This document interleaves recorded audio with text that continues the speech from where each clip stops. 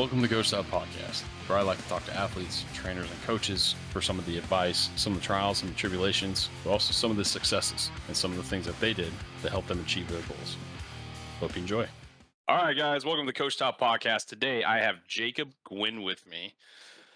He played baseball at Friendswood High School, and then he went and played 4 years, which is kind of an anomaly in this day and age, at one university, Concordia. You played infield, but you also caught in high school, which I'm curious on that. The man plays disc golf, bass guitar, and is an Eagle Scout. Little fun fact. He started Yes Yes Training, which has over 17,000 followers on Instagram. And he currently works with, I'm sure you guys could have guessed by the shirt and the hat, with 108 Performance. That is awesome. Jacob, how you doing? Doing well, Todd. Happy to be on. Let's go. What got you starting Yes Yes Training? Yeah, that's actually there's a very short version and a very long version of it, and we'll go to the medium version of Yes Yes Training and the evolution of how I even ended up in Atlanta, kind of my starting roots there, and then where Yes Yes was birthed from. I'm not originally from Georgia. Yes Yes Training started in Atlanta. I lived in Texas, as you said in the intro. I went to high school and college, high school in Houston, college in Austin, Texas. But out of high school, 2 weeks after I graduated, I broke my neck, fractured 4 vertebrae in my neck, and was given a 50% chance to do anything really active again. So the Lord blessed me with a quick recovery. But in that time period, I was really not sure if I was ever going to play baseball again. And I knew the two things I was super passionate about was coaching. I wanted to stay in the game, but discipleship as well, mission work. And so I looked up online and found an organization in Atlanta, Georgia, called Global Baseball, with Next Level Baseball as well. It's Kirk Doyle, Brian Doyle, the Doyle brothers. Went to work as an intern with them, and that internship was absolutely incredible. I had taken a gap year because my neck was injured, and trained as a coach and a missionary while I was there. The 2-week internship turned into a 3-month internship that turned into a 6-month internship that turned into me coming back every single summer. And so I got to really dip my feet into a lot of large group training, a lot of private lesson training, working with travel teams, dealing with conflict resolution with parents and kids. This was all 18, 19, 20 years old. I was given the opportunity to do a lot of these things whenever I would come back to Atlanta in the summer. Played college ball at Concordia, COVID casualty. My senior year was COVID, so I had the option for a 5th year, and it was a really hard decision. There's a lot of factors I could go into why I made my decision, but at the end of the day, I came to peace with that. It was my time, and I was going to stay in the game. So that same organization in Atlanta offered me the opportunity to come and work full time. Went to work for the travel organization as the director of player development and operations. I did that for 2 years in Atlanta, Georgia, and that's where I continued to really grow private lesson clientele. I was a part of a facility startup, was running travel teams, running practices, working with coaches, doing a lot of different things. And ultimately, in those 2 years, working with Next Level and with the Doyles, they gave me an incredible opportunity to do some really, really cool things. But I found that my passion was in the cage. It was in the dugout, not being on field, giving the signs and managing the game, but talking with hitters and working through solutions and problems. I found that that's where my niche was. And so through that, Yes Yes Training was birthed. So I kind of went on this journey of, I had been taught really effective way how to teach players, but I knew that I was still missing something. Personally, the way that I had interpreted information in the past, I had only allowed myself to look at it through a very small lens. And I knew that I was missing on some guys. There were guys that were getting better by seeing me. There were guys that were probably staying the same by seeing me. And there were some guys that I was missing on, like, hey, you're paying me and I don't think we got better at all. Like, we might have gotten worse. Like, my preconceived notion or my model that I'm trying to fit you in is not working for you. So Right. for a long time, I would have said that it was the player's fault. And then I decided to hold myself accountable the same way I was asking players. And I was like, dude, Right. maybe it's the model, bud.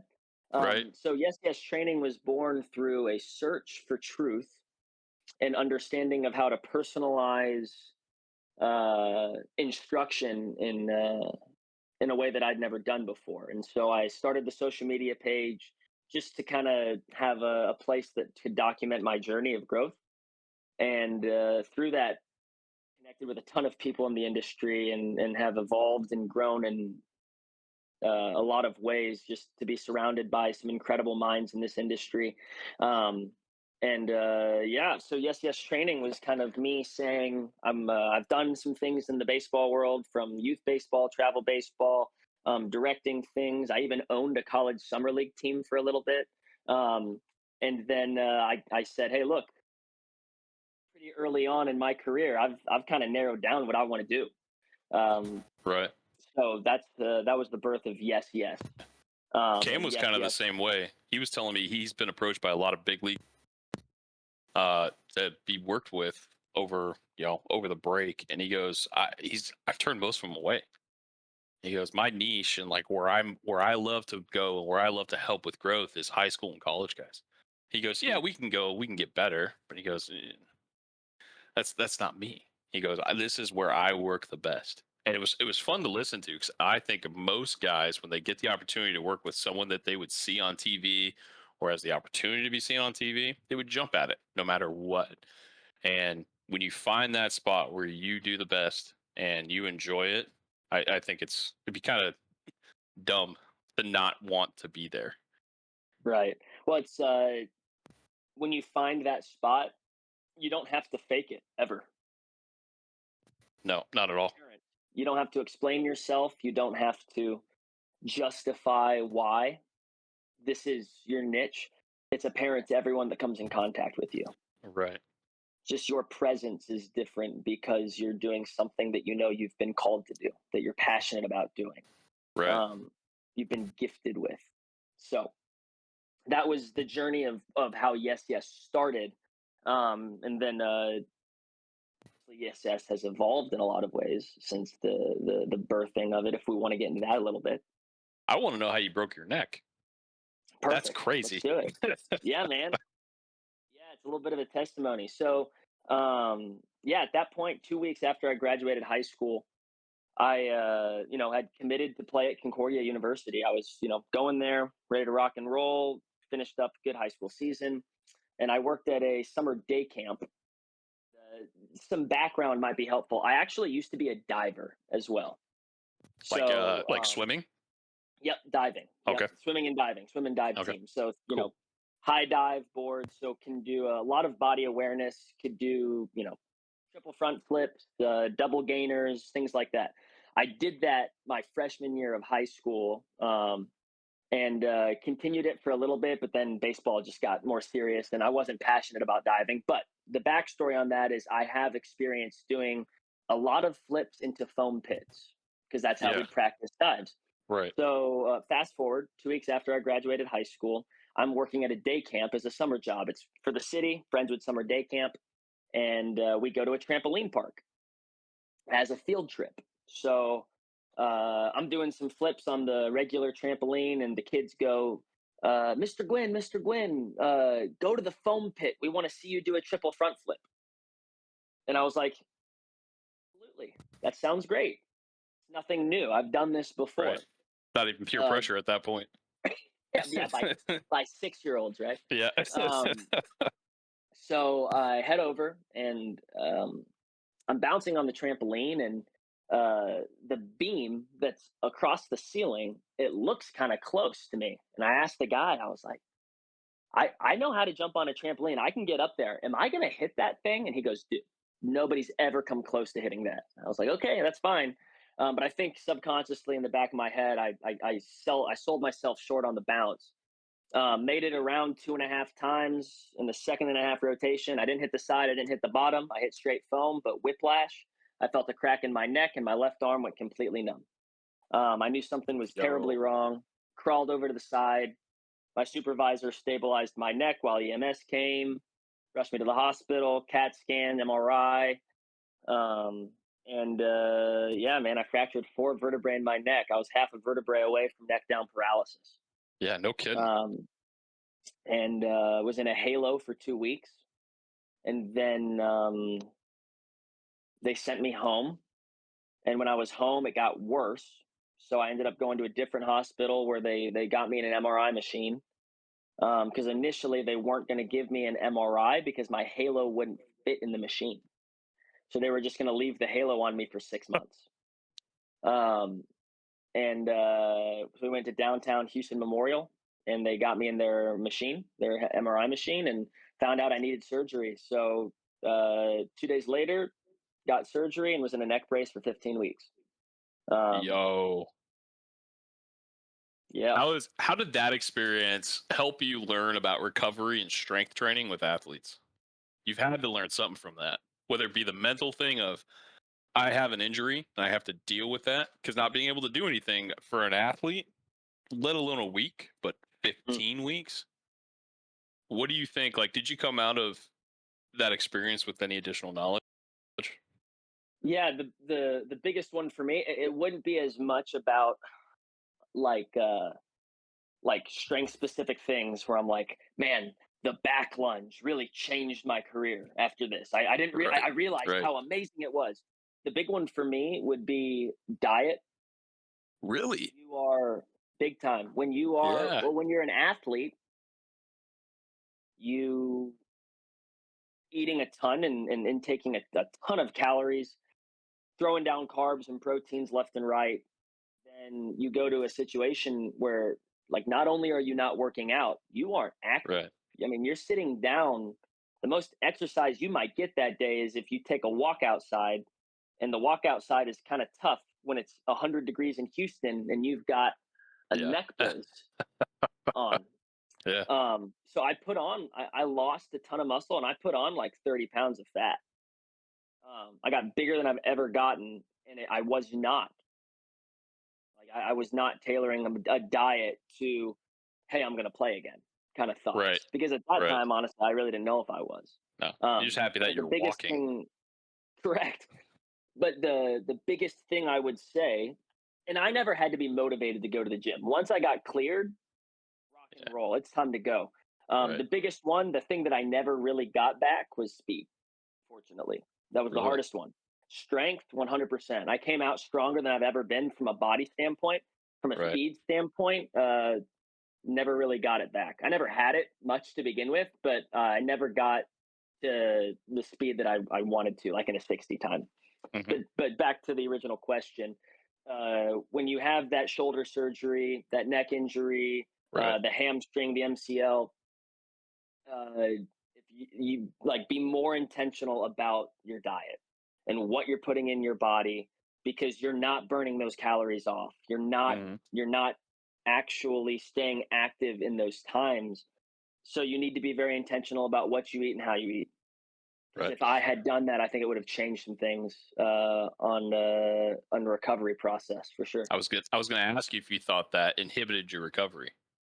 How do you think that messed Um, it up? not as much the recovery from the neck, I would say, because maybe recovery from the injury isn't the way to say it. It Hmm. might be more along the lines of getting my body back to being ready to playing shape. 100%. 100%. So I think I would have been in a better position if I had been intentional about what I was putting in my body that time when I was. I mean, I was in a neck brace for 16 weeks. So I mean, that's no activity for 16 weeks, and Right. you're on 4 all sorts of months. pain medications, so you're not. Your digestive tract is messed up. You're hungry all the time. You're sleeping for 3 hours and you're awake for 21 hours. Like it was tough. It was tough for sure. Right. But being intentional about food would have changed things, I think, in terms of getting back into playing shape. How do you think it affected you mentally?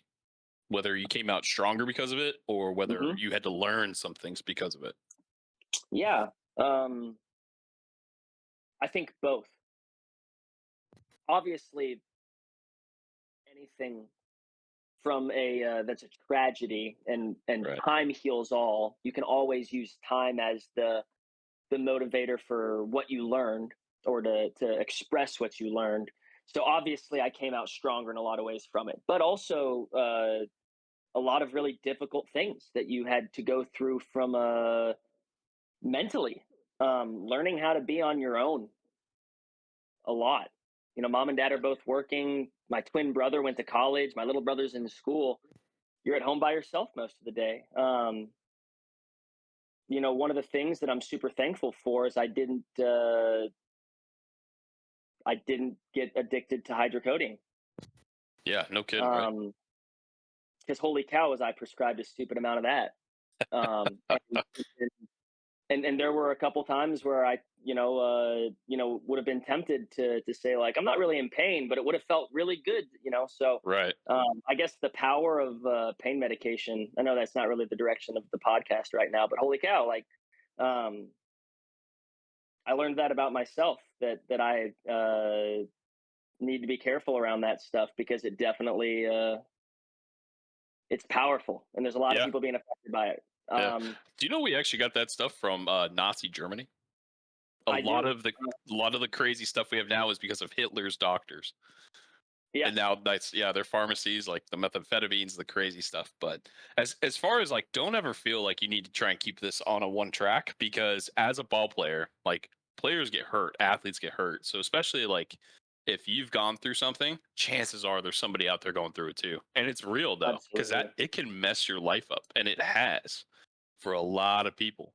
So especially Yeah, like there if would you get it, go for it. be times where I was bored, and so I'd take an extra pill because it felt Yeah. like I could float around the house more, Yeah. like literally, and I would listen to music and float more. And so it would have been so easy for that to happen. And so I learned about myself. It's like I can't mess around with this stuff, Right. because there is a piece of it that my body is craving right now, just Mhm. to maybe forget about the situation I was in. That's, so if you're an athlete right now that's struggling with that, then no, you're not alone. But boy, Yeah. find someone you can talk to about it, Yeah. because that's not just talking about ruining your baseball career. That's talking about ruining your life. Yeah. Oof. I'm glad you recovered, man. I'm glad, because you're doing some really, really cool things, especially with 108. And anyone who's around baseball, or who is looking to get better at hitting, has seen Nate Headley talk about some stuff, or has seen, actually. Did you have a mustache before you went to work at 108? Absolutely, I did. Because you have some competition for some magnificent facial hair over there. Yes, yes, I do. Yes, I did have a mustache. Yes, it did curl. No, I Mhm. am not trying to be a mini bleak. Yes, his mustache is really cool, but Yeah. this I started the mustache probably 2 years ago with Yes Yeah. training. So That's awesome. That's great, man.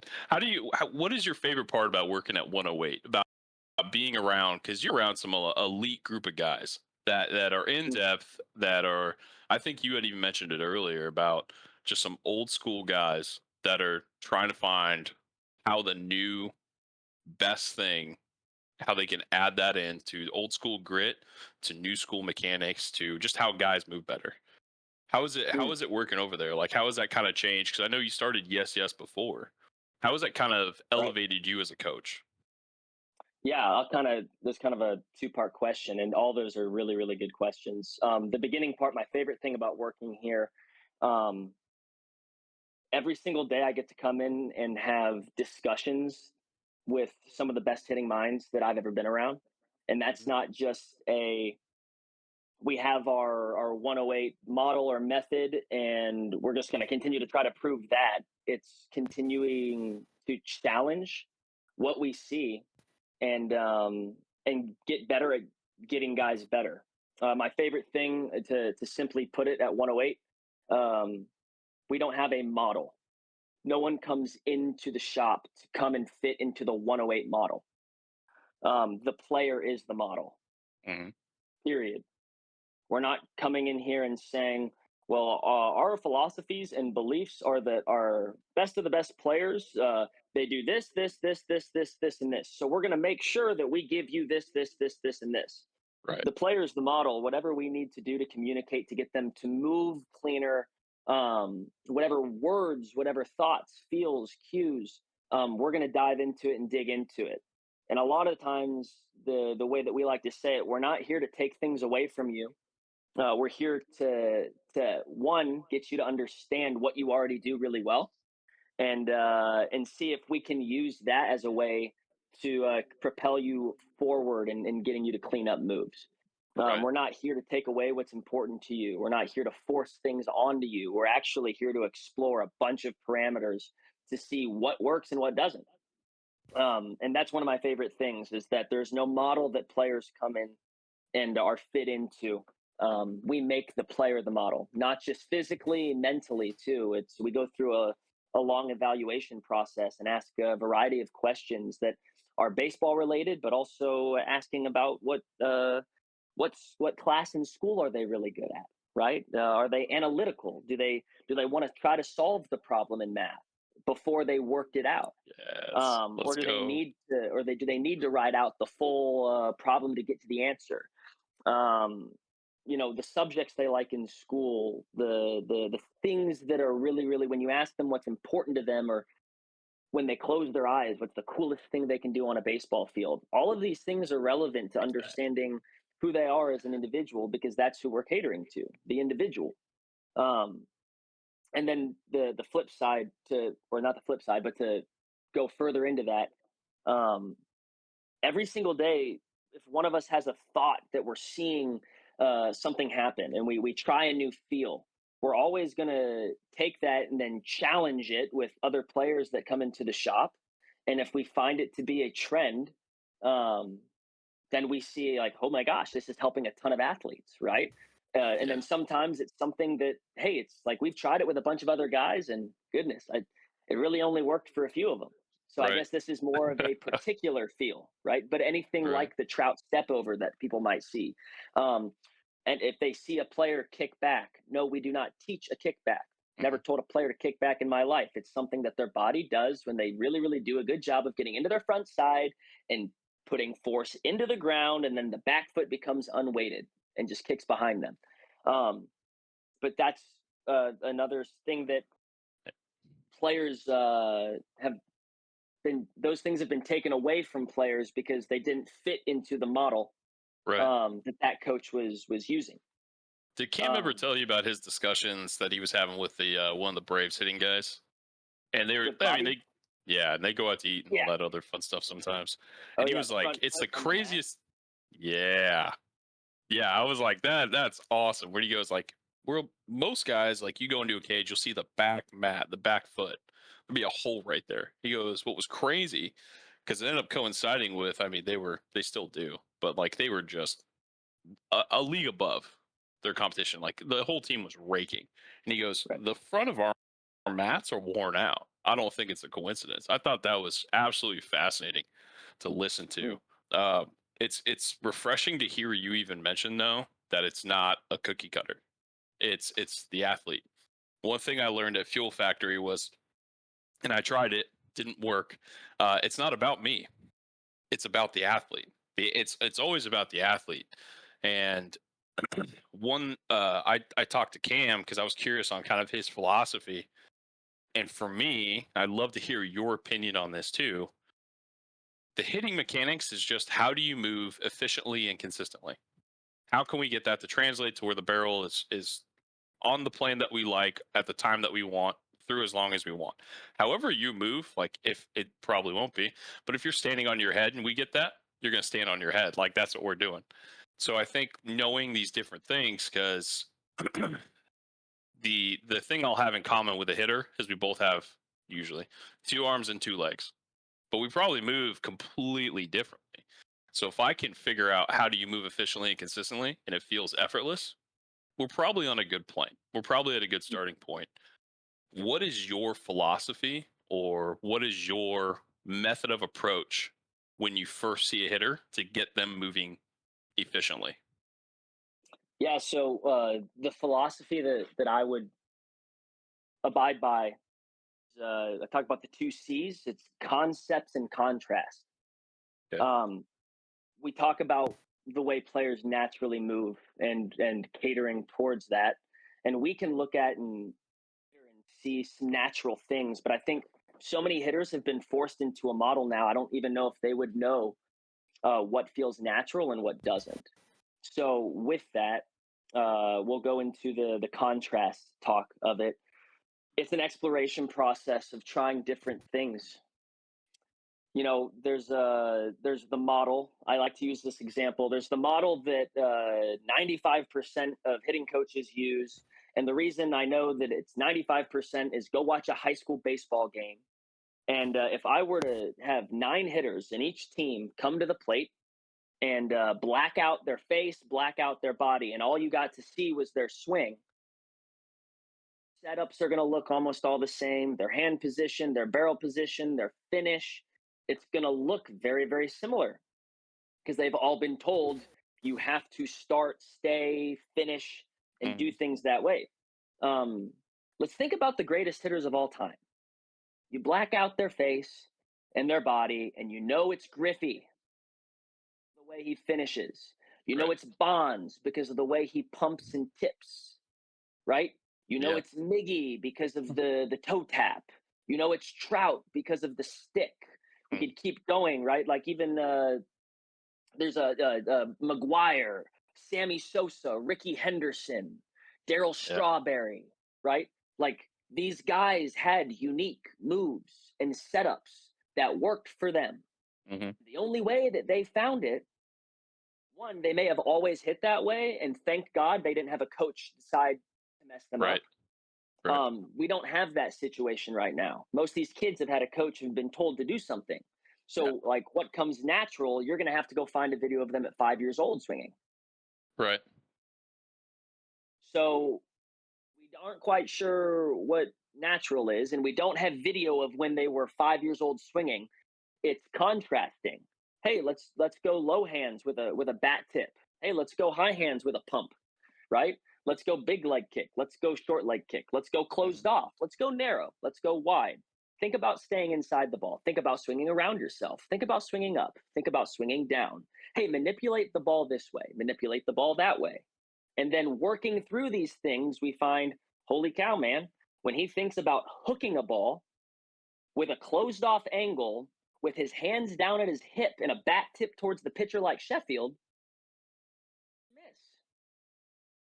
Now, am I saying every hitter is going to have these elaborate, crazy moves? No, but there's only one way you're going to find out if it works. Right. Contrast training. It's exploring parameters on both ends of the spectrum. And guys, if we don't do this, you don't know what your players' moves are yet. Right. Know them yet, right? And if you're a coach who would have taken away Gary Sheffield's bat tip, thinking or rethinking your model, don't hide behind this, well, he's a freak, and these little kids that I'm working with aren't. Right. They are not freaks in spite of the way they move. They are freaks because of the way they move. Please understand that. Yeah. That's We the had a biggest thing. Did you ever get a chance to meet Poles at Fuel Factory? Terry Poles? I did not. So Poles is in the coaching Hall of Fame for Washington. He actually had Cabrera when he was coaching with the Mariners. He had Cabrera coming up. Poles, and he was like a grandpa to everybody there. I mean, if you looked at him as your grandpa, greatest human being on the planet, great dude. But Holes knew hitting. So and again, I learned baseball at Fuel Factory. So I played through high school, college, didn't get coaching, became a coach because of the lack of coaching that I had and the types of coaches that I had. And then I learned baseball. So I always break down, and I'm going to get to the Pole story, but I always break down coaching as you have to know mechanics, tactics, and psychology.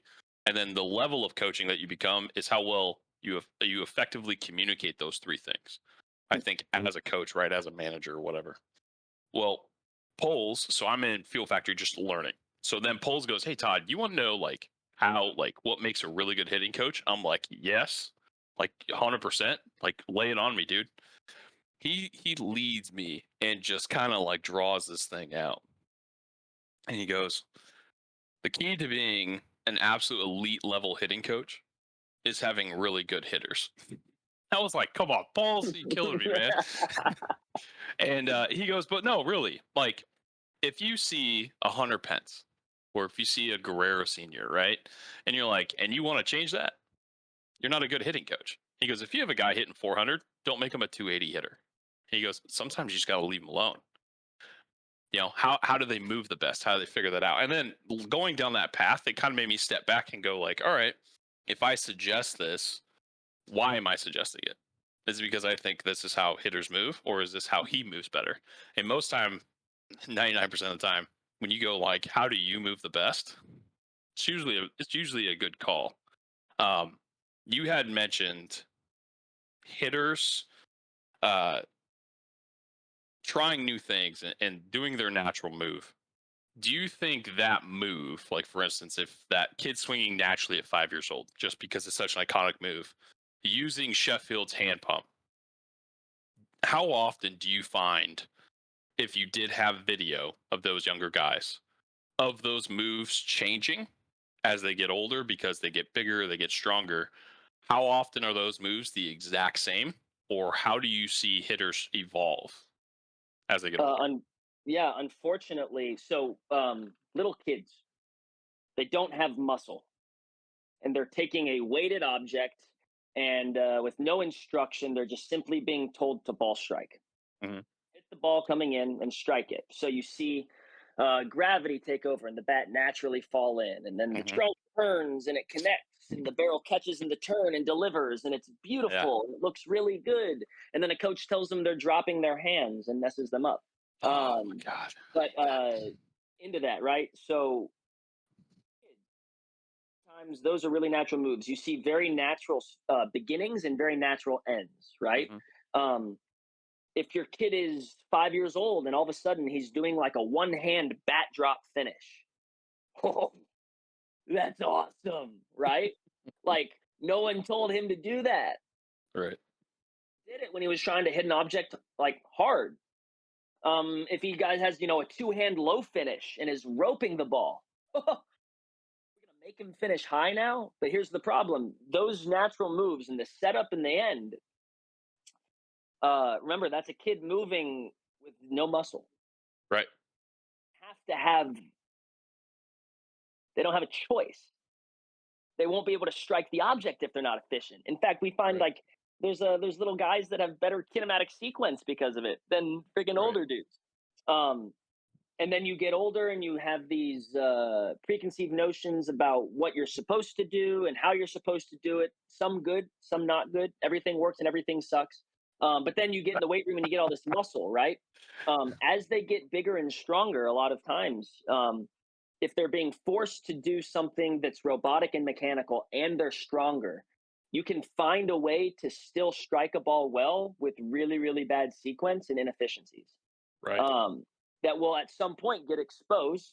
Um, Still find a way to do it. It's why oftentimes when we have come in college guys and pro guys, the number one drill that we do with all of them that cleans up so much. Guys, I'm not lying when I say this. You're gonna laugh at me, but it is the number one thing we've done that has helped guys feel things. We play wiffle ball with them. Let's go. Put a light bat in their hand. You take a wiffle ball, you flip it up, and you tell them hit it 500 feet, far and hard as you can. And we have the hit tracks here, so we're able to see instant replay of videos. Right. And we've had guys at the college level, we've had pro guys. It was a massive unlock for them. They're like, dude, I've been trying to get that move to show up for 2 years now. And you're telling me swinging a wiffle ball bat as hard as I can just cleaned that up? Yo, it was wild. And then getting that feel to translate over was massive. So putting them back in a state of like when they're kids. Hmm. And I mean, you want to see natural moves show up. Take any kid in the backyard and tell them to hit a wiffle ball 500 feet. Real quick, a version of what their move is, right? Right. You might see a more of a pump. You might see more of a tip. You might see a really high leg kick. You might see a big toe tap. They're not thinking. I love that. They're just gonna show up. What do I need to do because Johnny up there just told me I can't hit a ball out of the park. Well, you know what, Johnny? Like, no one's going up there like this Right. and trying to be very careful about making sure they have the power box and the palm up, palm down. You go Yeah. film those swings, guys, and you're going to see some elite movement show up. Right. Um, so, well, let's trace it back. No, we don't see the natural moves oftentimes carry over to high school, Right. because someone along the way convinced them that what they were doing naturally well wasn't good enough and wasn't going to work. Do you think a Um, lot of coaching has to do with how corporate finds their usually dictates their decisions, which is the bottom line? So when they're kids, they're playing. No one's losing a scholarship or a house or a mhm, job, right? They're playing. Well, as you get up, and I mean, you'll see it like most travel ball coaches don't get paid. They're volunteering. Well, then your high school guy, your head guy, gets paid 4 to $5,000. The assistants are 1,500 gas money, right? right, And then college, it changes. That's how that dude supports his family. Let right, alone once you get past that, right? So now all of a sudden there's pressure and there's results where just like in a corporation, if you don't sell, you go under. In fact, the CEO is legally like on the hook, like you need to make money for them. So when pressure starts to build, they go to like, all right, what works? And usually that's what can I control? Well, I right. see this. I'm going to force you to stand like this. I'm going to force you to this because will you be the best you can be? Probably not. It may work. Who knows? But like, I know that's going to work. And if I fall, then it's my fault. But I need you to do this. Yeah. How, do you think that plays into a part in these kids eventually seeing enough coaches? Do you think that's the cause of it? I think that I think right now the system that you're talking about with like a college coach, right? Hmm. I think what the micromanagement of movement and forcing into um, methods or models is happening way before then. Hmm. I think it's happening 8 years old. I think it's happening at 10 years old. I think it's happening at 13, 14, 15, 16, 17. And then by the time they get to college, they have no understanding of who they are. So they're open and susceptible to anything and everything. Right. So the college coach is giving them thoughts, feels, cues, positions. I think oftentimes with an understanding that he's going to take this and interpret it in a way that's going to work for him. Right. Like he's going to be able to take this and say, okay, how can I take these things that coach is giving me and personalize it to what I already know about myself? The problem is if you don't know who you are, Hmm. now taking these things and you're putting it into a system, into a hitter that has no clue about who does well or how he does things efficiently. Right. And so I think the biggest issue is probably college coaches now are struggling a lot of times with players think they have an understanding of the swing, but they don't know their swing, and they don't know how to hit anymore either. Well, if we're not playing for national championships at 8 years old, do you think then it's travel ball that puts in the performance aspect of it, right? Like if a parent drops 6 grand on a season and then they have to travel 3 states away, we're booking hotel rooms, we're doing gas, I just bought another bat. Do you think all of a sudden now that's the financial incentive to like, hey, I don't want to drive for 3 days for us to get swept 0-4? Like, do you think that plays a part in it? Travel ball? I think so. Yeah, we were talking about this the other day. Back in the 70s, 80s, and 90s, let's say, let's call it Cal Ripken's parents. Do you think at 8 years old, they were really worried about whether or not Cal had a perfect swing? I You don't think think so. you think at 10 years old, they were wondering, boy, we really got to get him with someone because we don't want him to get messed up. We want him to get good instruction. No, they weren't. This idea that kids at a young age are really really needing a personal coach because gosh man, we just want to make sure that they get on the right track early on. It's like no, Right.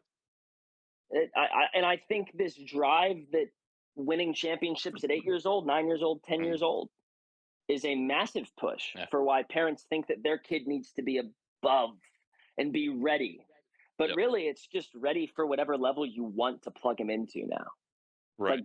Like you can plug him into single A, double A, triple A, major. You can play PG, you can play U Trip, you can play Training Legends, you can play yada yada yada, whatever you want to call it, right? Right. And show the success that your kid is having. At the end of the day, those don't matter. It's about what's he going to do when it comes to competing for a high school and or stage where he gets an opportunity to get a chance to play in college or play professionally. Right. And ultimately, we should look at it as the goal is to keep my kids love at that age. My kid needs to love this game, love competing, Yes. and find out how Yes. to be the best teammate, how to hustle on and off the field, to learn the life lessons that baseball gives you, like at a Yep. young age, guys. And by young age, understand when I say young, I'm not talking about 8 year olds. I'm talking about like if you're not playing varsity in high school right now, like I'm talking like 14, 15 and under is still get closer to like the 13, 14, 15 range. Yes, if you have a talented young man and or a really passionate hard work ethic, yes, you can start to filter in some of these most hardcore discipline stuff.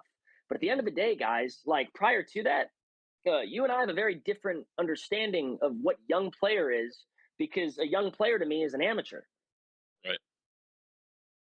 And too often we look at really little kids, and say, well, got to make sure he gets in the cage. And with this instructor, dude, you'd be better off backyard, wiffle ball and a wiffle ball bat, Yep. and tell him to hit the ball as hard as he can.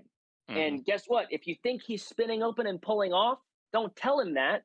Just tell him to hit it as hard as he can, oppo. Right.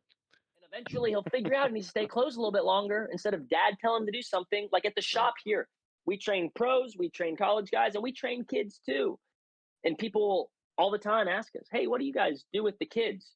We gamify everything.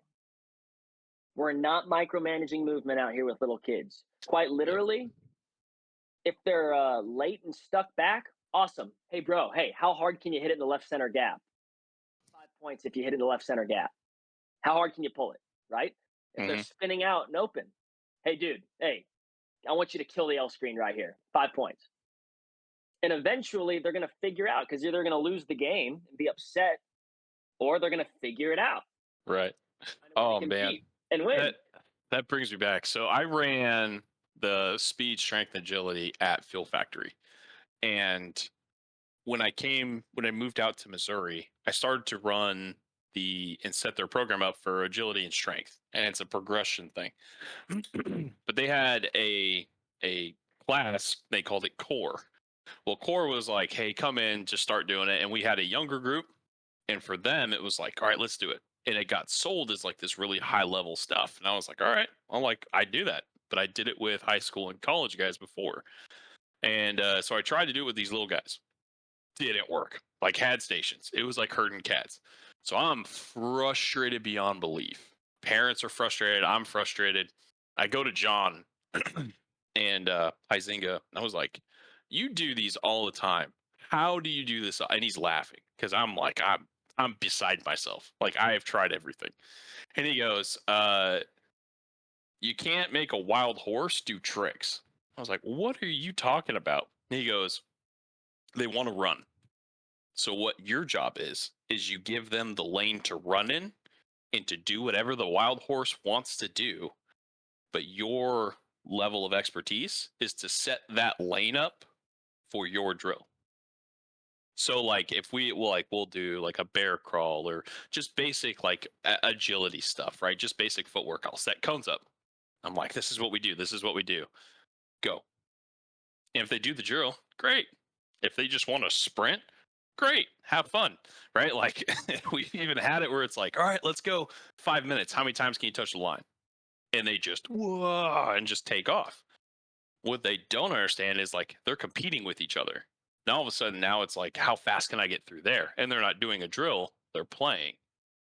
So finding, being able and like to gamify, I love that because I personally have gone through that and been like, yes, that's it.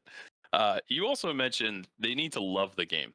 So I have seen parent son relationships ruined because of travel ball. I've seen guys quit that like, bro, you have it. Like, don't. And they're done. They're burnt out. My personal thing is like, you should still be falling in love with baseball until high school. That's kind Mm, of where like people start to take the jersey off your back. Like it starts to matter. Now, if right. you like, you shouldn't be really, I'm talking not today's yelled at, but like back in the 90s, early 2000s yelled at for any physical mistakes. If you fire a bat or tell an umpire to go F himself, we're going to have a discussion.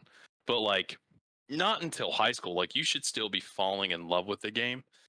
And to see some of these parents, like, I've had a 7U mom come up and he's hitting, and the kid's an athlete, but he's 7.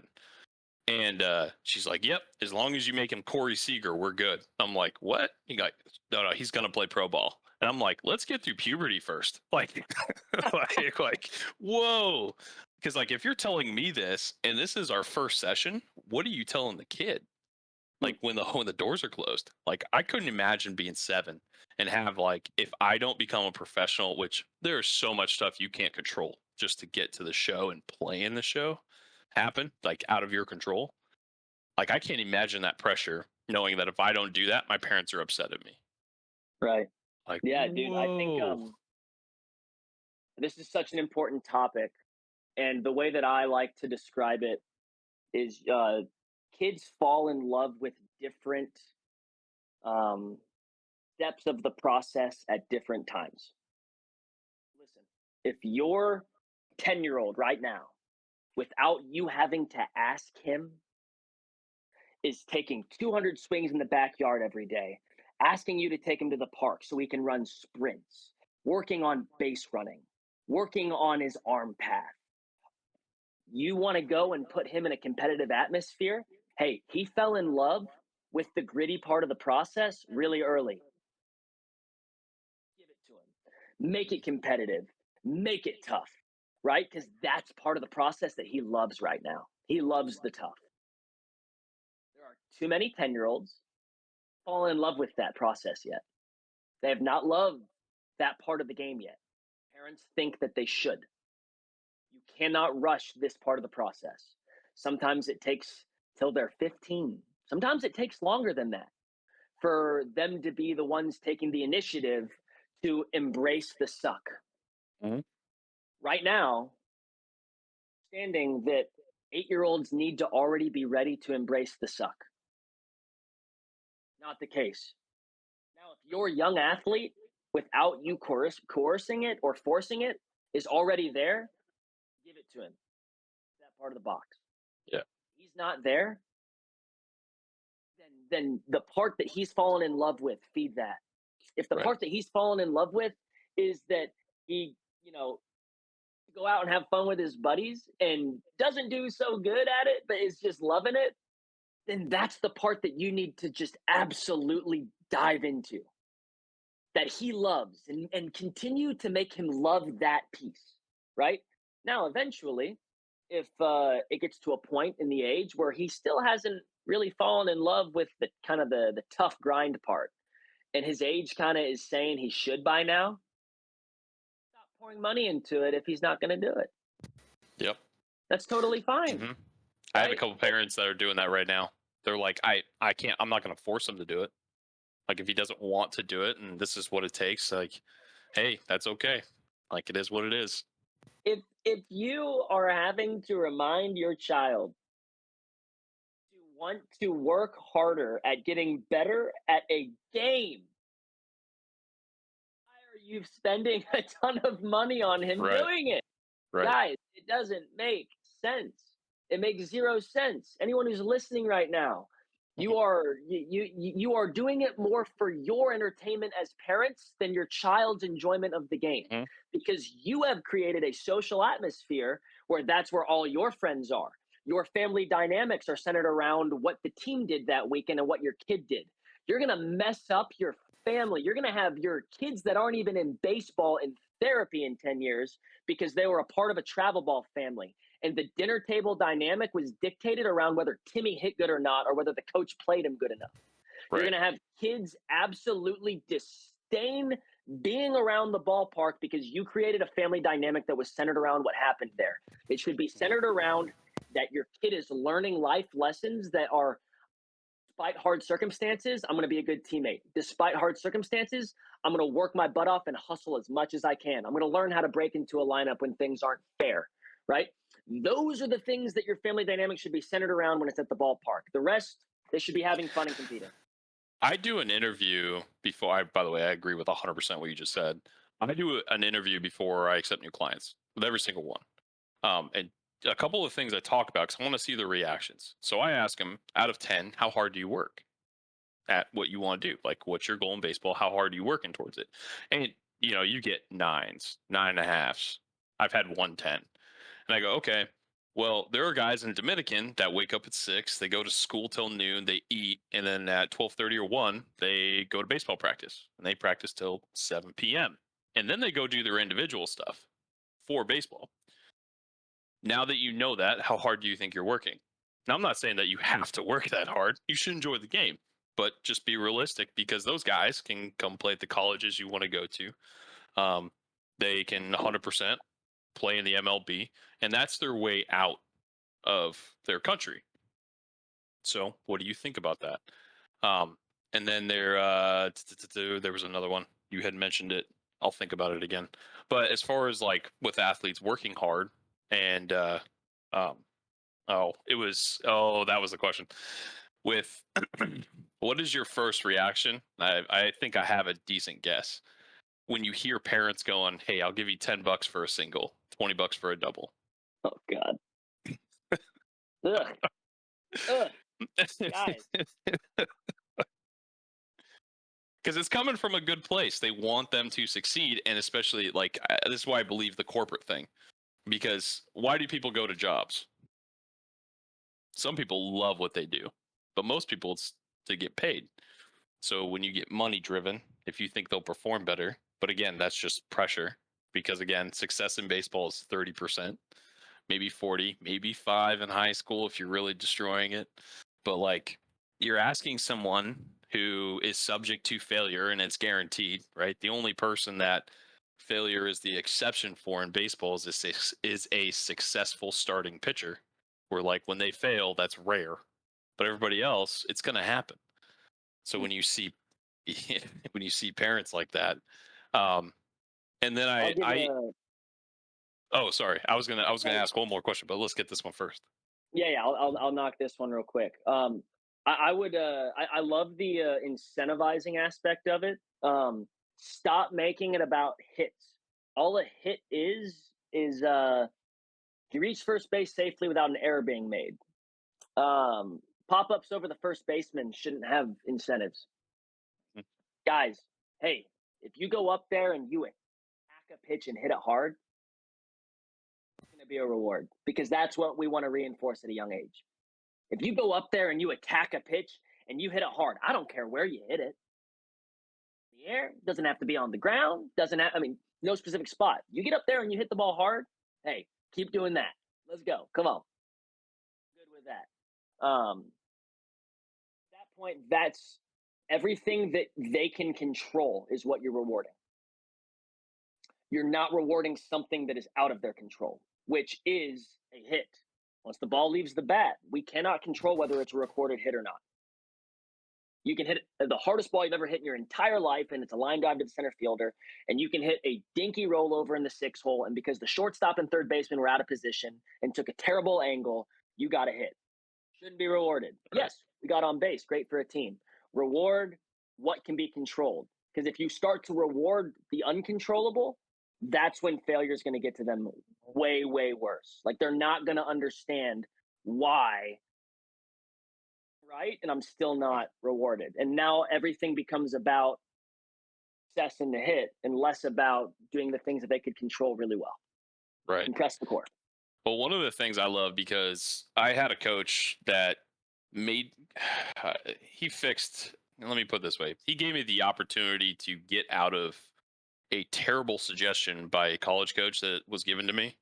Um, Basically, like, guy had me sitting on my back leg, not moving. I wasn't allowed to take a load. I wasn't allowed to do anything, and just had to do this in turn. And thank God I was strong. I was still able to be very successful, hit home runs. But I went to this next place, and the guy goes, "What are you doing?" I was like, "I'm hitting." And he goes, "No, no, no. What?" And again, a lot more expletives. But he goes, "No, no, no. This. What is this?" And I was like, I don't know. I was told to do this." He goes, "No, we're doing a leg kick." And he goes, "I want you to swing as hard as you can." He goes, "I don't care if you strike out 3 times. You better swing 9. But your job is to hit a ball as hard as you can." And then I started to put him on the football field, and he gave me this. And again, I'll leave out the expletive, but it was F it. And he made me write it on my hat. He goes, "I don't care. Like, let it fly." So I'd had to, on the on deck circle, I'd have to take my hat off and literally just go F it. And then I could do whatever I want. And that freedom to fail, that just hitting the ball hard, completely changed who I was as a hitter for the better. And it was so, like, baseball was kind of fun again. Like, I really enjoyed it. And when I get guys, because I have 2 requirements, especially for young hitters. Did you hit it fair? Did you hit it hard? Good job. Next. Love that. And let's Love go. that. And when I ask them, like, what is, like, most guys don't know what their job is as a hitter. Like, what are they trying to do? And they think, like, a result, for instance, get a single, get on base. And I was like, all right, well, the hardest hit ball, and I'm pretty sure it was in 2017, was by Giancarlo Stanton, and he hit it 120.2 miles an hour. Ground out to And shortstop. ground ball double play. And I'm like, do you think he's upset by that? Like, yeah, sure, you get double play, but, like, do you think he'd do anything different? Like, hit a ball 120 miles an hour. Like, if you ask him, he'd be like, "Oh yeah, no, I would do this and this and this." But, like, could he? Like, you hit a ball 120 miles an hour. You did Yeah. something right. Like, you crush that ball. And the quality A/B column, check. That's phenomenal, dude. Like, That's it. are you telling me that at 15 years old, even if you hit it 100, you don't think your parents would be stoked? Do you think your coach would be stoked? Like, you Right. absolutely crush that ball. If you hit it Yeah. hard, it gives you opportunities. And you're touching on a subject right there, like exit velo. It's a big Mhm. topic in the game right now, right? And it's a really good metric to look at, but it's also it's one that you need to be careful with. And a lot of coaches, might be listening to this. Exit velos going up is an indication of of good transfer of energy. Oftentimes, it's showing that there's something going on in the swing that we should pay attention to because good things are happening. We just jumped 5 miles an hour in 2 swings, or we just jumped 7 miles an hour in next swing. It's like, oh, okay, what about that swing changed? What's different about it? Now, that is for the coach to look at and a player to understand. Doesn't mean that we need to chase the exit velo all the time, right? Um, Once again, like Giancarlo wouldn't change anything. It's a quality at bat, right? Still a ground ball to the shortstop. Yep. Right? You can hit the ball hard and still get out, and the goal is to hit it hard, right? But there's the flip side is we want to hit it hard consistently, but we want to be able to do it as effortlessly as possible. A lot of times, Yes. guys chasing bat speed and chasing exit velocity, um, their effort levels go up when you're chasing, like swinging as hard as you can and hitting it as hard as you can. The effort level goes up, so the ball striking goes down. Right. Oftentimes, when we're able to take the effort level down, we talk about it all the time in the shop. How easy can you hit it hard? Yep. How I, easy can I you hit it love hard? this. It's I why love this. old school guys were right. It's like, hey, like smooth is fast. Yep.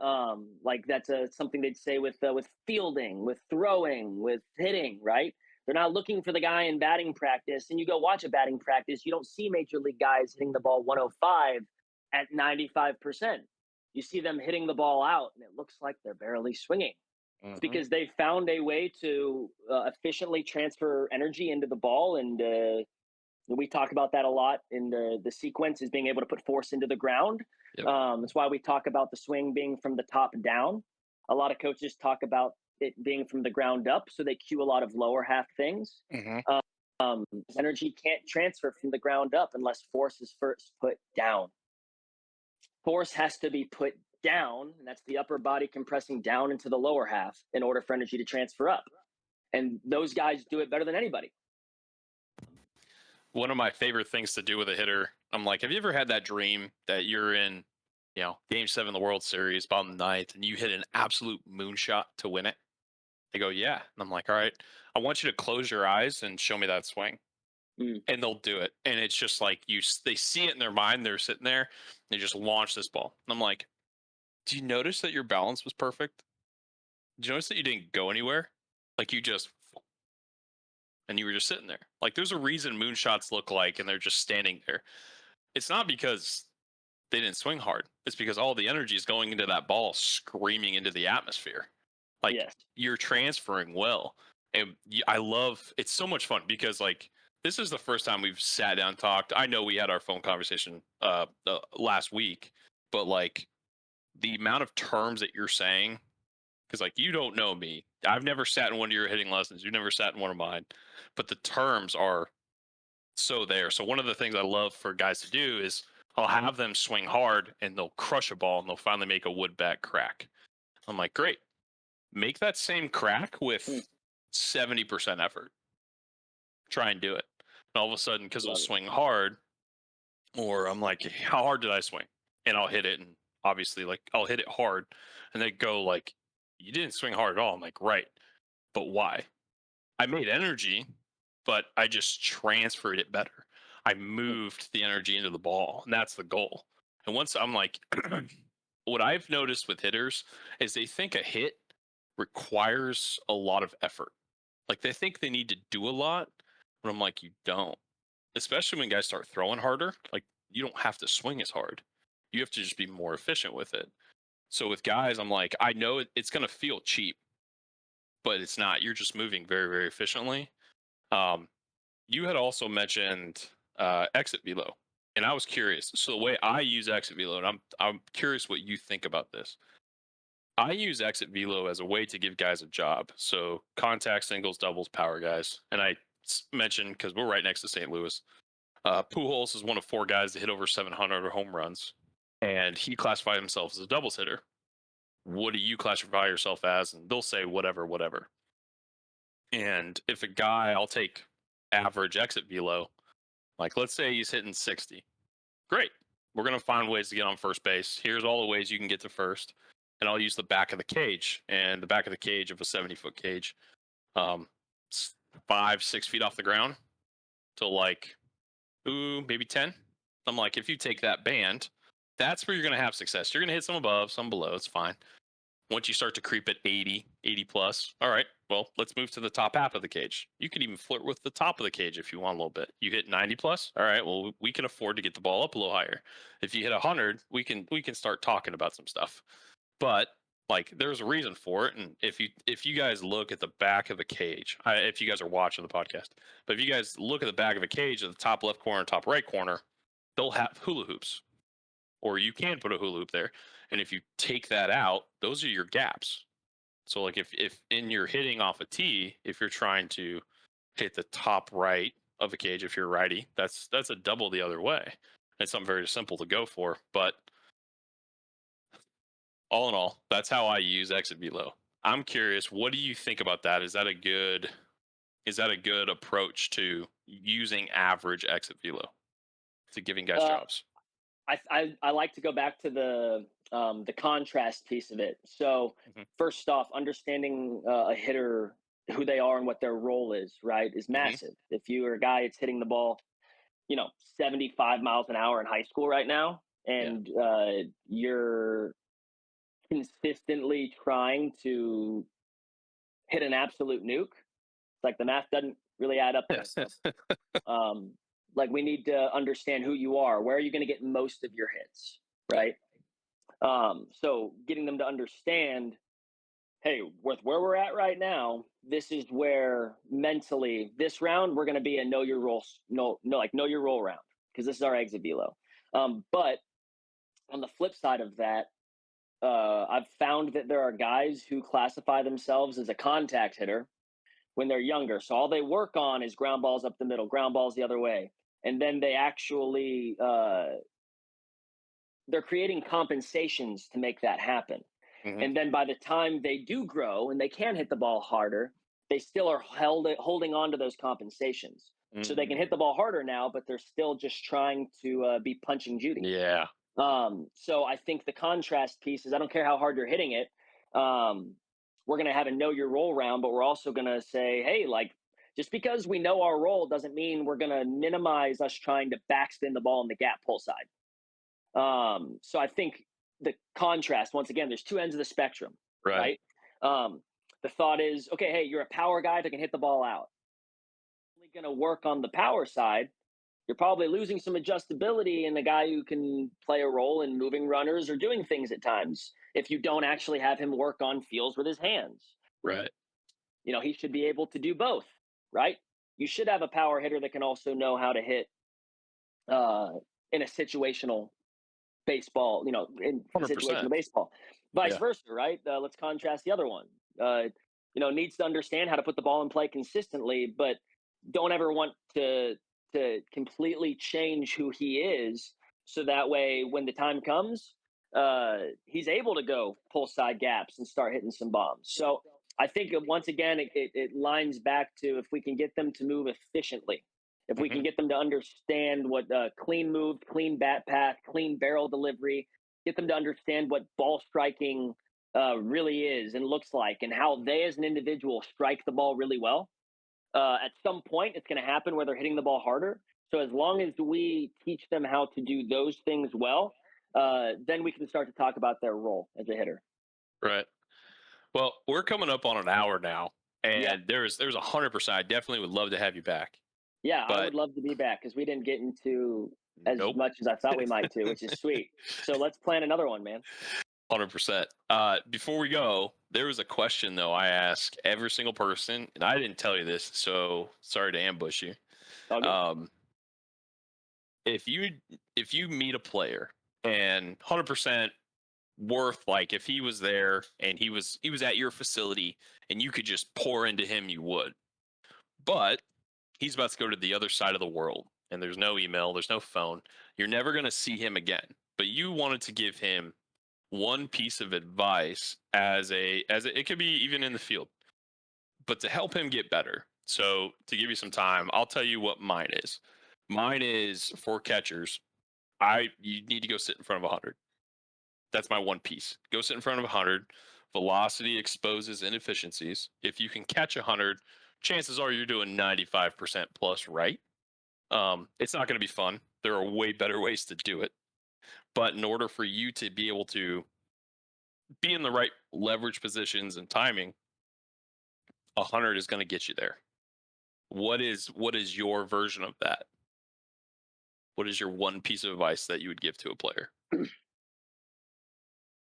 Before you change your swing, either change distance from the plate, move up in the box, move back in the box, move away from the plate, move up in the plate, choke up on the bat, choke down on the bat. Pete Rose is a good version of this, right? But before we make any dramatic swing changes, we've had an opportunity to talk through efficiencies, good movement, a little bit of understanding of who you are.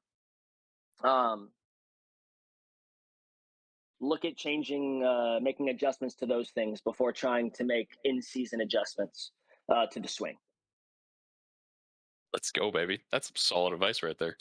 Yeah, or like we talk about like destination queuing, so it would be too many people are focused on what's going on in the middle of the swing. It's just too much going on in too short of a period of time. If you want to change something, look at your setup and look at your finish. A lot of times, if you nail someone's setup and you nail someone's finish, it'll fix what's going on in the middle. When you're trying to cue and tell things to players, like think palm up, palm down in the middle of the swing. Think about doing this. The barrel needs to be above, below hands. This stuff. It's like we're rotating in such a tight window in such a short amount of time. There's no way to truly think about doing something in that, and hold on to it. Nail the beginning and nail the end. And oftentimes, if you can nail the beginning and the end, you'll find what you need in the middle. Let's go. That should be a t-shirt. Oh, we're coming. We're coming. Let's go. Hey, where can people find you, whether it be social media or websites? Where can they get Yeah, more of you? absolutely. Yeah, social media, yes, training, on Instagram, TikTok, and then now I work with One Way Performance, and so you can see us on all social media platforms, YouTube, and everything. You'll see me on a couple of those videos. The team here is absolutely incredible, and we're very excited to continue to keep educating coaches, players, and empowering players with old school teaching and new school tactics. Let's go. I love it, man. Hey, thank you for your time, man. I appreciate you. We'll definitely have you on again, man. Absolutely. Thank you, Todd. Have a great day, bud. All right, man. You as well. See ya.